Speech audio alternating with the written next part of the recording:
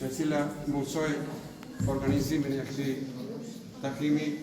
Falenderoj ish-zësit të Pshullo, Ilia, që së bashku me portretin e të jatit të shikoj të lartësuar, se kështu ka qenë energjik edhe Koshi Pamimbo. Përfundimisht, me qenë se më pyeti ai, unë dola në pension në 2011 në gjimnazin Ismail Kemali në Tiranë, me këmë thoi për shoqërinë e jetës.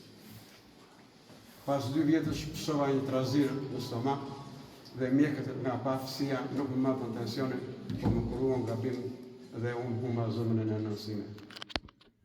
Por fatmirësisht kisha vajzën në Amerikë, ajo mori kredi në bankë, paguaj një avion sa një fugon ambulancës ruse të private dhe më morëm në spitalin e Milanos ku isha dhe kam bërë 2 operacione, kam një zëmër të një tjetër.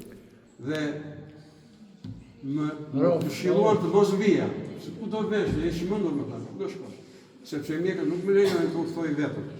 Kam marrë vetëm nga Londra e këtu, sepse nuk e di brenda vetes, i them vetes gjithmonë, është dashuria për njerëzit, dashuria për vendin që ke punuar, se Selenisa është vendlinja e fëmijëve mi, po edhe është vendlinja e krijimit të familjes time.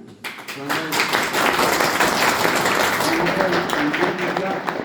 mos pashi kur së mundje të jetofshi me zëmën e nënës e 100 vite të gjitha, se kini një diell të kraro.